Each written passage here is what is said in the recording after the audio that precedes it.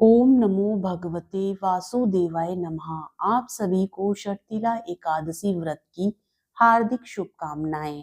साल 2025 में षटतिला एकादशी का व्रत 25 जनवरी 2025 दिन शनिवार को रखा जाएगा।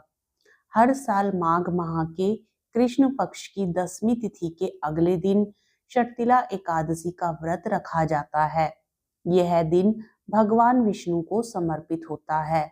इस दिन साधक षटतिला एकादशी का व्रत रख भगवान विष्णु और माँ लक्ष्मी की पूजा करते हैं। माना जाता है कि बिना षटतिला एकादशी की कथा का पाठ करने और सुने बिना एकादशी व्रत का संपूर्ण फल प्राप्त नहीं होता है। इसलिए आज के दिन षटतिला एकादशी की व्रत कथा को जरूर सुनना चाहिए। कथा के अनुसार एक बार नारद जी ने भगवान विष्णु से षटतिला एकादशी का महत्व पूछा। वे बोले, हे प्रभु, आप मेरा प्रणाम स्वीकार करें। षटतिला एकादशी के उपवास का क्या पुण्य है, उसकी कथा क्या है, कृपा कर मुझसे बताइए।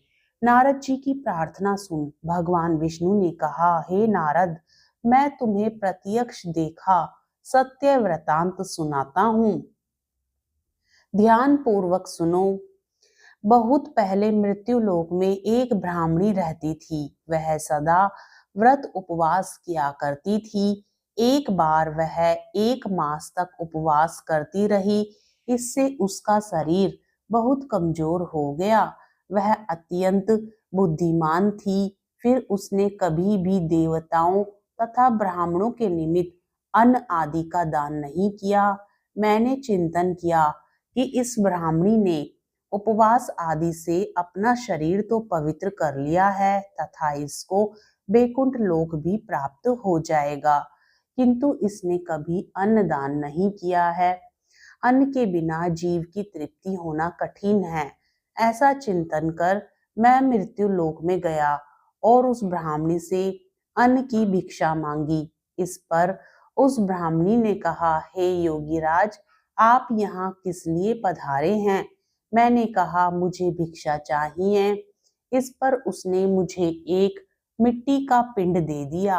मैं उस पिंड को लेकर स्वर्ग लौट आया। कुछ समय व्यतीत होने पर वह ब्राह्मणी शरीर त्याग कर स्वर्ग आई। मिट्टी के पिंड के प्रभाव से उसे उस जगह एक आम वृक्ष सहित एक घर मिला, किंतु उसने उस घर को अन्य वस्तुओं से खाली पाया। वह घबराई हुई मेरे पास आई और बोली, हे प्रभु, मैंने अनेक व्रत आदि से आपका पूजन किया है, किंतु फिर भी मेरा घर वस्तुओं से रिक्त है। इसका क्या कारण है? मैंने कहा, तुम अपने घर जाओ और जब देव स्त्रियां तुम्हें देखने आए तब तुम उनसे षटतिला एकादशी व्रत का महात्म्य और उसका विधान पूछना। जब तक वह न बताए तब तक द्वार नहीं खोलना। प्रभु के ऐसे वचन सुन वह अपने घर गई और जब देव स्त्रियां आई और द्वार खोलने के लिए कहने लगी, तब उस ब्राह्मणी ने कहा, यदि आप मुझे देखने आई हैं तो पहले मुझे षटतिला एकादशी का महात्म्य बताएं। तब उनमें से एक देव स्त्री ने कहा, यदि तुम्हारी यही इच्छा है तो ध्यान पूर्वक श्रवण करो। मैं तुमसे एकादशी व्रत और उसका महात्म्य विधान सहित कहती हूँ।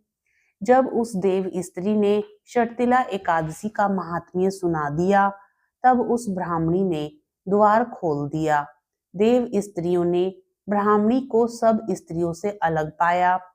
उस ब्राह्मणी ने भी देव स्त्रियों के कहे अनुसार षटतिला एकादशी का उपवास किया और उसके प्रभाव से उसका घर धन धान्य से भर गया। अतः हे पार्थ, मनुष्यों को अज्ञान को त्याग कर षटतिला एकादशी का उपवास करना चाहिए। इस एकादशी व्रत के करने वाले को जन्म जन्म की निरोगता प्राप्त हो जाती है। इस उपवास से मनुष्य के सभी पाप नष्ट हो जाते हैं। षट का अर्थ है 6 और तिला का अर्थ है तिल। इस एकादशी में तिल का 6 प्रकार से उपयोग किया जाता है। तिल का स्नान, तिल का उबटन, तिल का हवन, तिल का तर्पण, तिल का भोजन और तिल का दान। मान्यता है कि ऐसा करने से मनुष्य के सभी पाप नष्ट हो जाते हैं और उसे मोक्ष की प्राप्ति होती है। इस व्रत का पालन करने से व्यक्ति के जीवन में आर्थिक स्थिरता आती है और दरिद्रता दूर होती है। आप सभी को शर्तिला एकादशी व्रत की हार्दिक शुभकामनाएं। कथा पसंद आए तो वीडियो को लाइक जरूर करें। चैनल पर यदि पहली बार आए हैं तो चैनल को सब्सक्राइब भी जरूर करें।